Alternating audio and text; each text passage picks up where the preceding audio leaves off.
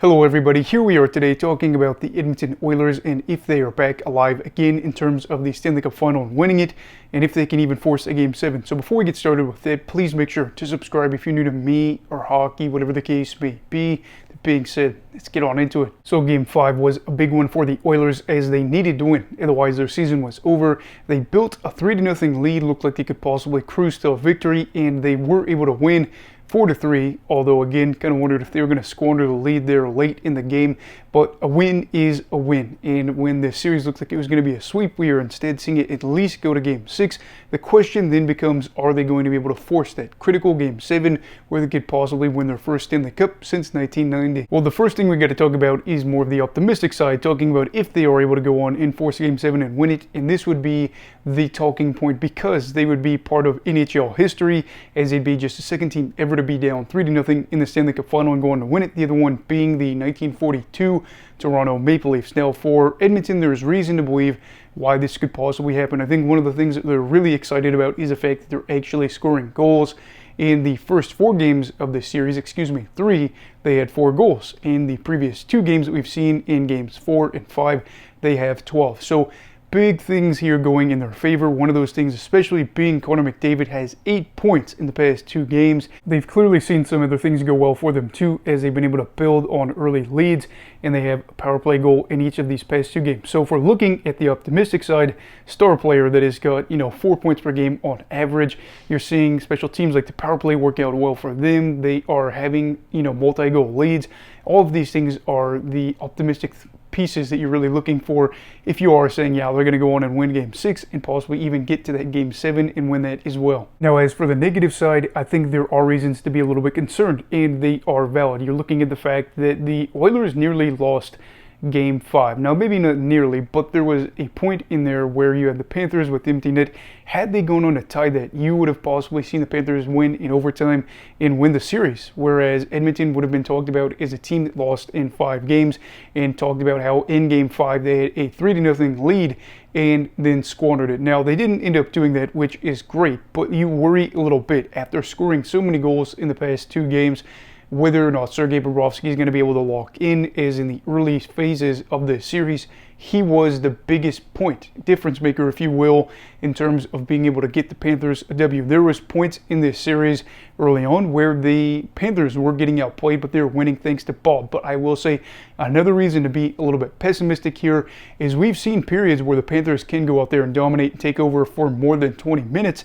So you're kind of hoping that, okay, the Panthers just don't go out there and outshoot us like 13-4, and then Bob decides he's going to be locked down again, because at that point you are a little bit worried about whether or not you're even going to get back to Florida. But of course, Game 6 is going to be huge because it is in your building. So can this team do it? Well, MoneyPuck.com gives them a 25% chance to go on and win the Cup, which feels a little bit low, but you do have to remember they were down 3-0, and while they have got half of the work done, they still have 2 more wins to go, whereas Florida obviously has 1. And if they're going to make this thing happen, you are hoping that some of their big-name goal scorers are able to attribute a little bit more. Zach Hyman, Leon Draisaitl, Vander Kane, all these guys have combined for, I believe, 1 goal in the series. So is it nice to see some other players go out there and step up and help you get some goals? You've got guys like Ryan McLeod as well as some other players that have given you some goals. Yes, that is always nice, but you want to be able to see somebody like Draisaitl or somebody like Hyman be able to contribute on a higher level. And again, we'll talk about once the series is over. I'm sure we'll talk about some other players and injuries and things like that, as we always do. But you are 2 wins away from winning the Stanley Cup. This may be as close as you ever get to winning the Cup.